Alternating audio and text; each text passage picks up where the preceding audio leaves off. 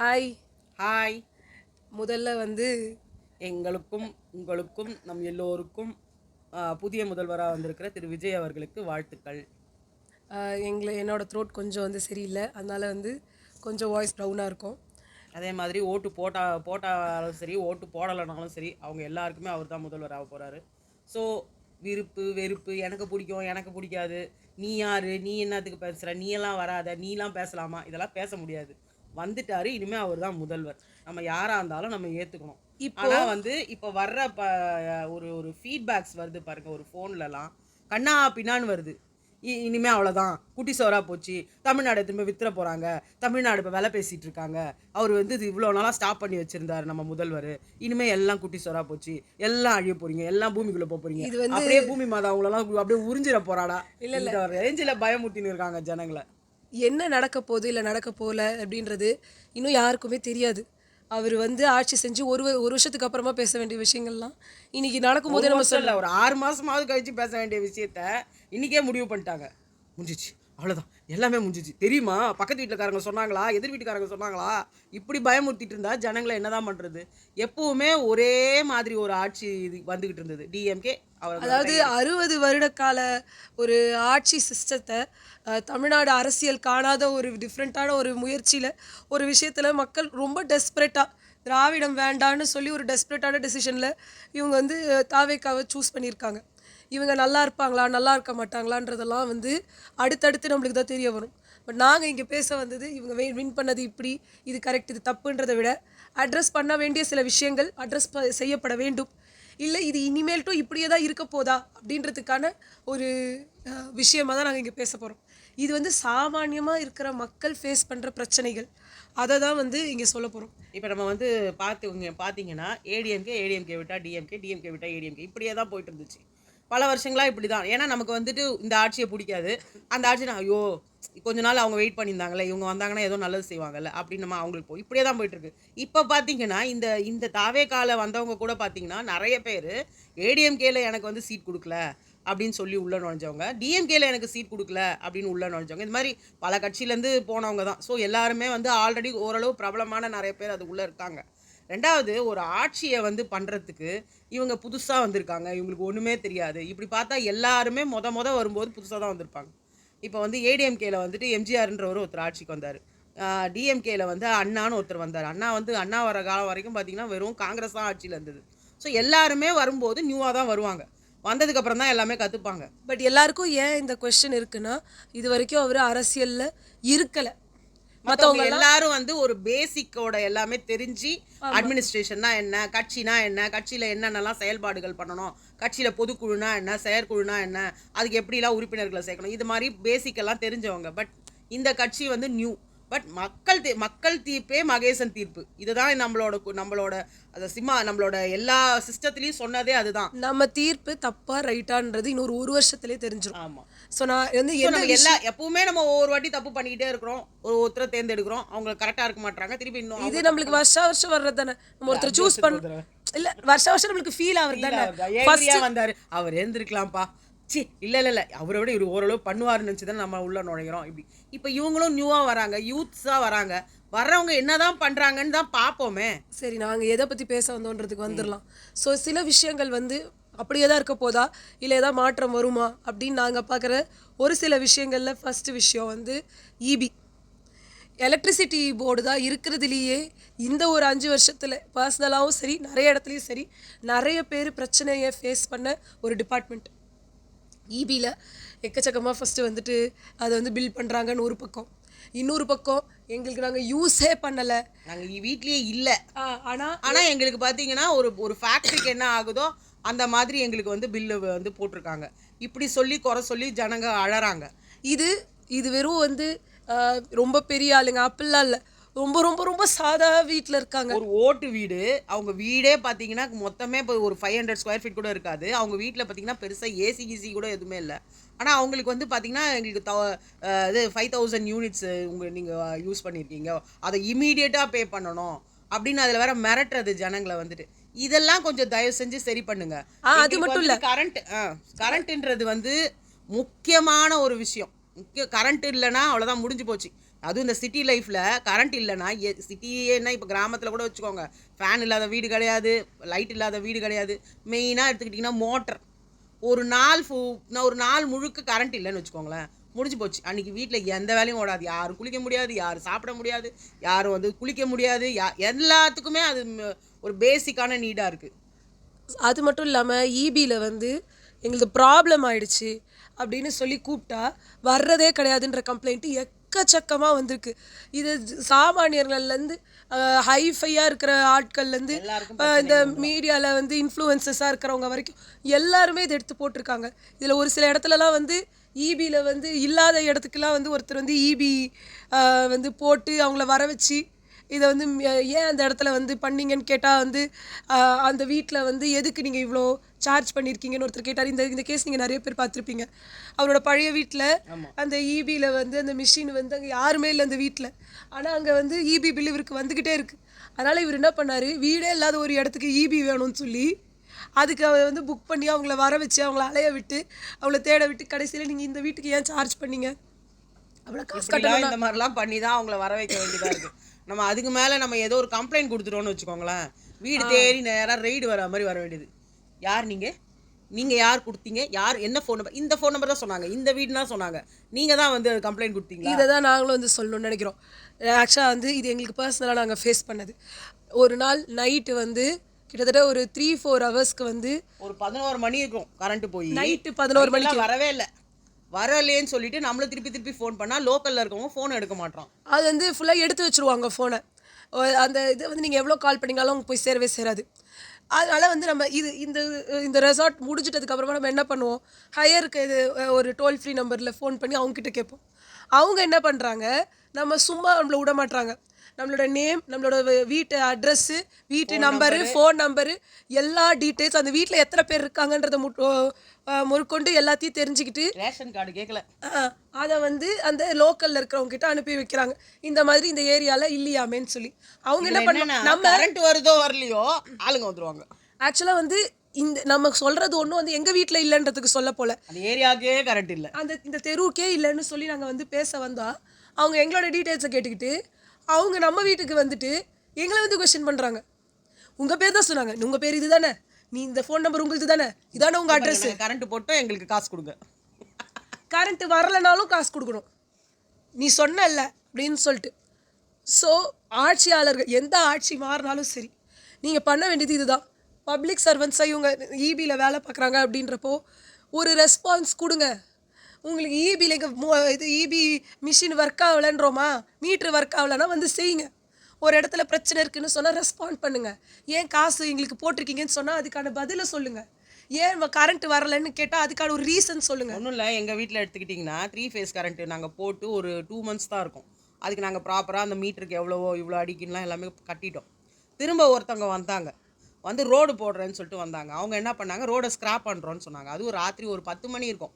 அந்த டைமில் வந்தாங்க. வந்துட்டு என்ன பண்ணாங்க, ரோடை ஸ்க்ராப் பண்ண உடனே எங்களுக்கு போட்டிருந்தாங்கல்ல அந்த புதுசாக 3 ஃபேஸ் கனெக்ஷனு, அவங்க அதை ரொம்ப ஆழமாக போடல போல இருக்குது. இது எங்களுக்கு தெரியாது. வந்தாங்க, சரசரன்னு அடித்தாங்க, எல்லா ஒயரும் 2-3 பிஞ்சு போயிடுச்சு. எங்களுக்கு கரண்ட் இல்லை. கரண்ட் இல்லைன்னா 1 நாள் 2 நாள் இல்லை, 3 நாளாக கரண்ட் இல்லை. இவங்க ஏபிகாரங்களும் வந்து ஒன்றும் பெருசாக வந்து இனிஷியேட் எடுக்கவே இல்லை. சரி, நாங்கள் நேராக போயிட்டு கம்ப்ளைண்ட் பண்ணி இப்போ தாங்க போட்டோம், இந்த மாதிரி ரோடு போடும் போது பிடிச்சிக்கிச்சு. அப்போ எங்களை ஏன் கேட்குறீங்க, நீங்கள் ரோடு போட்டவங்கள தானே கேட்கணும் அப்படின்றாங்க. நாங்கள் கரண்ட்டு போயிடுச்சுன்னா யார்கிட்ட கேட்போம்? சரின்னு சொல்லிவிட்டு அந்த ஒயரை நீங்கள் போட்டு விடுங்க, ஏன்னா நாங்கள் இப்போ தானே பண்ணோம் அப்படின்னு. திருப்பி என்ன தெரியுமா பண்ணிட்டாங்க, அதே மாதிரி எங்களுக்கு கட்டுங்க ஒயரை.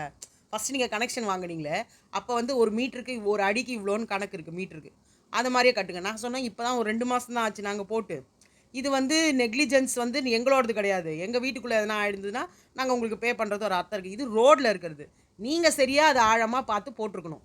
ரோடுக்காரன் வந்து அதை பார்த்து எடுத்துருக்கணும். யாரோ பண்ண தப்புக்கு நாங்கள் எங்கே பணம் கட்டணும்? சும்மா இல்லை, 15,000 கொடுங்கன்னு எங்களை கேட்டாங்க. பக்குன்னு ஆயிடுச்சு. எதிரில் தான் இருக்குது எங்களோட டிரான்ஸ்ஃபார்மர், ரொம்ப தூரம் கூட கிடையாது. எங்கள் ரோடை கிராஸ் பண்ணால் டிரான்ஸ்ஃபார்மர். அதுக்கு இந்த மாதிரி கேட்டாங்க. இந்த மாதிரிலாம் இப்படிலாம் நிறைய பண்ணால் ஜனங்களை அலக்கழிச்சா என்ன தான் பண்ணுறது? இது ஆட்சி யாருன்றது இல்லை, இது அதிகாரிகளை நீங்கள் உங்கள் கைவசம் வச்சு இங்கே ஒரு கேள்வி நம்ம கேட்குறோம் அப்படின்னா இந்த ஆட்சியாளர் அந்த ஆஃபீஸரை கேள்வி கேட்பாங்க. நாளைக்கு நம்மளுக்கு ஒரு பிரச்சனைனா நிற்பாங்கன்னு சொன்னால் தான் எந்த ஒரு யார் மேலேயுமே நம்மளுக்கு நம்பிக்கை வரும். இந்த ஏரியா இதே என்னன்னா இது அரசியல்வாதிகளை பத்தி நம்ம சொல்ல முடியாது.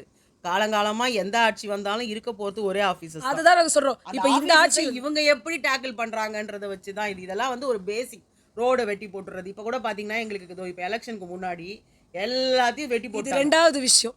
நம்ம ஒன்னொன்னா சொல்லுவோம். இபி இதுல இந்த இந்த அதிகாரிகள் இப்படிதான் இனிமேல்ட்டும் இருக்க போறாங்க அப்படின்னா இது எதுவுமே நம்மளுக்கு பெருசா மாற போறது இல்ல. இந்த ஆட்சி மாறத்தால இது மாறுதா அப்படின்றது நம்ம அடுத்து தான் பார்க்கணும். ரெண்டாவது ரோடு விஷயம். இப்போ ரோடு விஷயம் பார்த்தீங்கன்னா ஏற்கனவே ரோடு போட்டு போயிட்டாங்க, நல்லா தான் இருந்துச்சு ரோடு. அந்த ரோடை அது எலெக்ஷனுக்கு முன்னாடி வந்து என்னமோ பார்த்தீங்கன்னா நாங்கள் ட்ரைனேஜ் ஃபெசிலிட்டி போடுறோம் அந்த தெரு முனைக்கெல்லாம் சொல்லிட்டு அங்கங்கே வெட்டினாங்க. வெட்டினதை சரியாக மூடவே இல்லை. அதுக்கு வந்து ஒரு பெரிய ஒரு ப்ராசஸை வச்சு கிட்டத்தட்ட அது இருந்தது ஒரு 3-4 மாதம். அதுவும் கரெக்டா எலெக்ஷன் டைம்ல தான் வெட்டி வச்சிருக்காங்க. இன்னும் சொல்ல போனா இன்னும் மூடல. இன்னும் அது எல்லாமே வெட்டி வெட்டி மண்ணோட அப்படியே கிடக்கு. இதை யார் வந்து செய்ய போறாங்கன்னு தெரியல.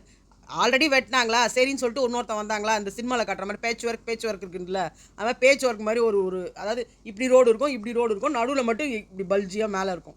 இப்படி ஏறி தான் நீங்கள் இப்படி போகணும், அந்த மாதிரி தான் இருக்கும் ரோடு. அந்த மாதிரி பண்ணாங்க. அடுத்து வந்து இன்னும் பண்ணாங்க, இன்னொருத்தவங்க வந்து அதை வெட்டிட்டு போயிட்டாங்க. இப்போது எலெக்ஷன் அப்போது அங்கங்கே குழி அங்கங்கே வெட்டி வச்சிருக்கிறாங்க. இவங்க என்ன நான் எலெக்ஷன் முடிஞ்சு நாங்கள் வரப்போகிறதில்ல அப்படின்னு வெட்டி போட்டு போயிட்டாங்களா? இப்போது அடுத்த ஆட்சியாளர்கள் வராங்க அப்படின்னா நீங்கள் பார்க்க வேண்டியது ரோடு. இது வெறும் இந்த ஏரியா அந்த ஏரியா அந்த இடம் இந்த இடம் அது இல்லை. எல்லா ஏரியாலையுமே ரோடு மட்டும் ஓவர் பிரச்சனையாக இருக்குது. கரெக்டாக திரும்புகிற இடத்துல குழி பண்ணி வைக்கிறீங்க. ஒரு வண்டி போச்சுன்னா அப்படியே கவுந்து அடிச்சு உழ வேண்டியதான். இது மாதிரி ஏன்னா திரும்புகிற இடத்துல தெரியாது. திரும்பின உடனே இவ்வளோ பெருசாக ஒரு இது மேன் ஹோலுக்கு மட்டும் கிடையாது, அங்கங்க பெரிய பெரிய பெரிய பெரிய ஸ்பீட் பிரேக்கர்ஸ். அதுல ஒரு வரைய அந்த ஒயிட் அண்ட் பிளாக் போட்டு வரைஞ்சி இது பண்ணி வைக்கிறது கிடையாது. எத்தனை பேருக்கு தெரியும்? எங் தாத்தா வந்து இப்போ ஆக்சிடென்ட் ஆயிடுச்சு. அவருக்கு ரைட்டு நேரத்தில் அவர் வந்து வண்டியில் போயிருக்காரு. அந்த இடத்துல ஸ்ட்ரீட் லைட்டு எரியலை. அங்கே மரத்தோட நிழல் மொத்தமாக அந்த ஸ்பீட் பிரேக்கர் மேலே விழுந்திருக்கு நைட் டைமில்.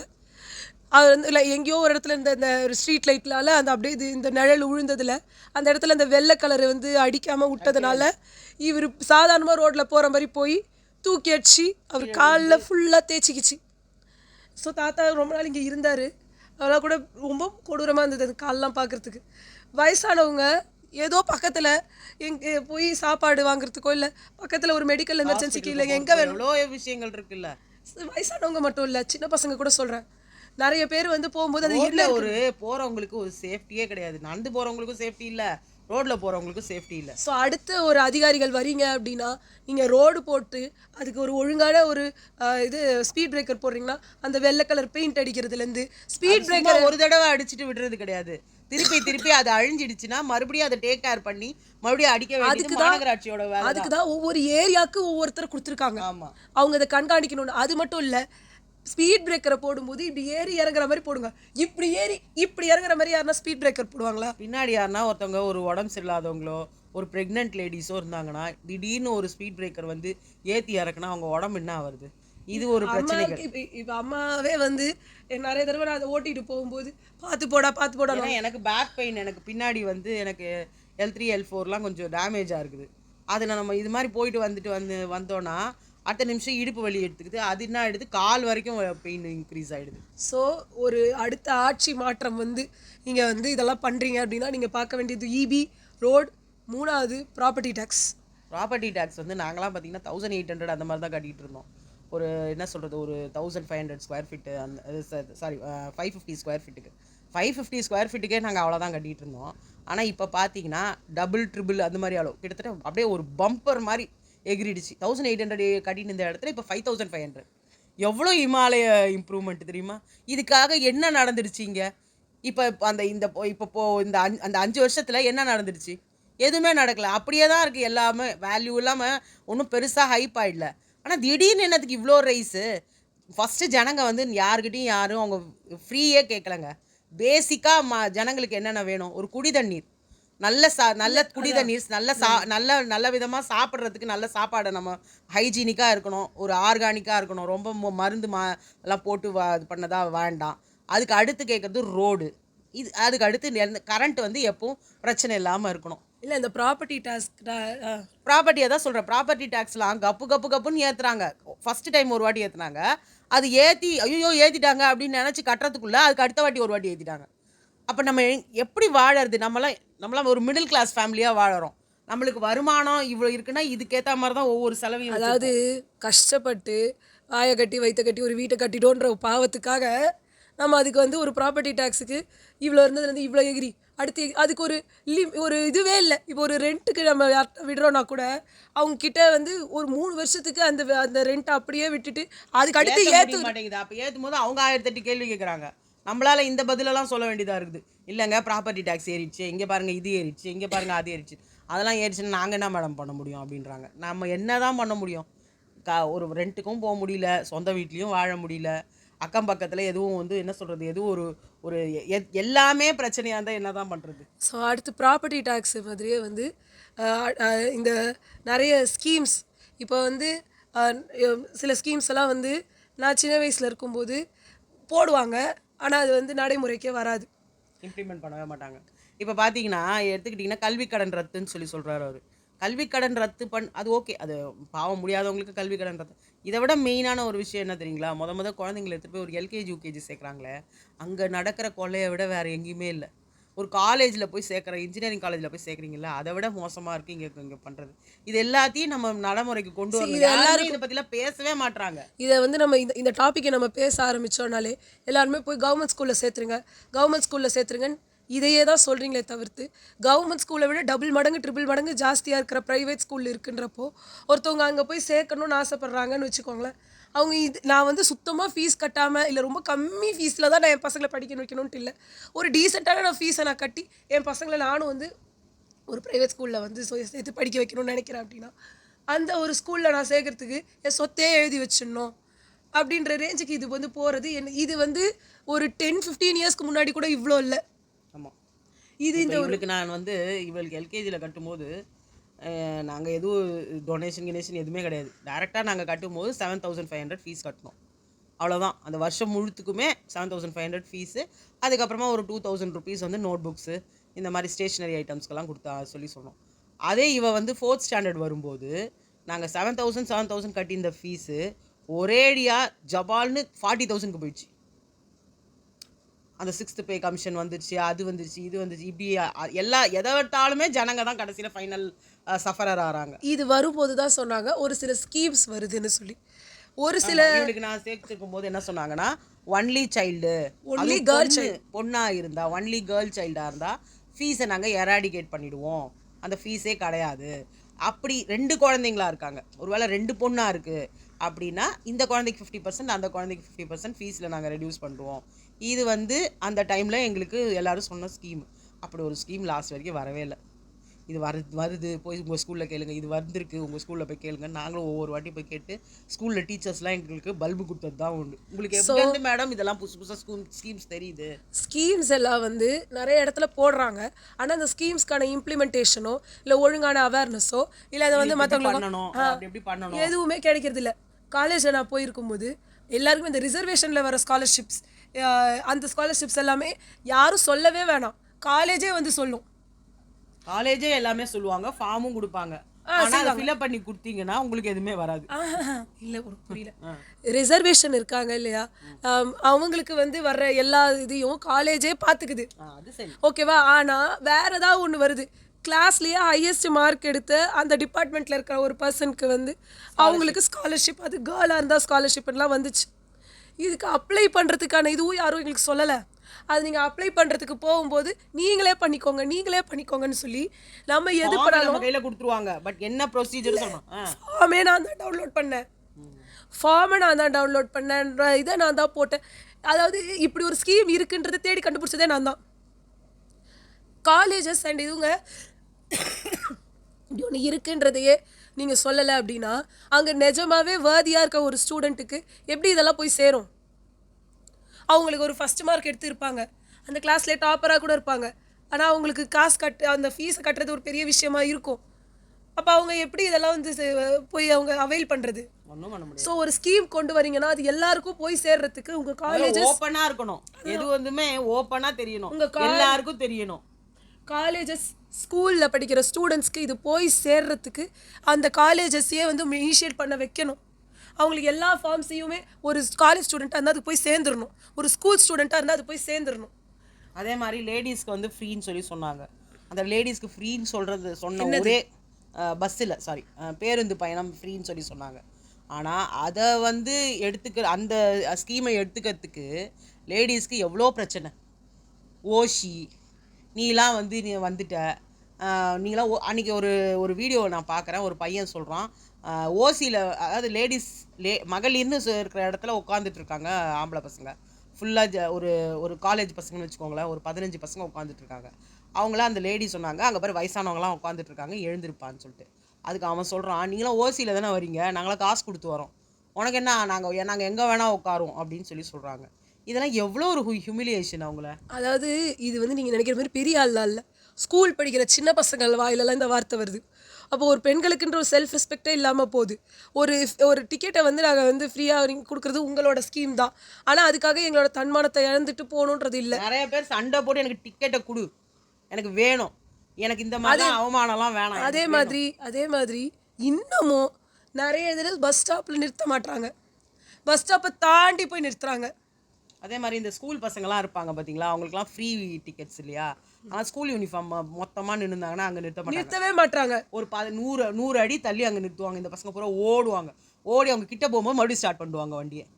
இந்த மாதிரி அநியாயம்லாம் நடக்குது. இதெல்லாம் எல்லாமே நம்ம சரியாக பண்ணி, இது வந்து சின்ன சின்ன விஷயங்கள் தான், ஈஸியாக டேக்கிள் பண்ணக்கூடிய விஷயங்கள்.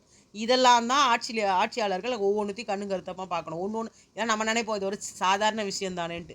இந்த மாதிரி விஷயங்கள், பல விஷயங்கள் தான் ஒரு ஆட்சி மாற்றத்துக்கே காரணமாக இருக்கலாம். இப்போ நாங்கள் சொன்னது வந்து ஒரு சின்ன பர்சன்ட் தான். நான் இன்னொன்று சொல்லணும்னு நினைக்கிறேன். ஆவின் பால் ஒரு வீட்டில் எல்லார் வீட்லேயுமே முக்கால்வாசி வந்து பால்ன்றது வாங்க தான் செய்வாங்க, அதை யூஸ் பண்ணிட்டு தான் இருக்காங்க. தமிழ்நாட்டில் மோஸ்ட்டாக ஆவின் பால் வாங்குவாங்க. அதில் நிறைய பேர் ப்ரிஃபர் பண்ணுறது இந்த க்ரீன் மேஜிக்னு சொல்கிற அந்த பால்.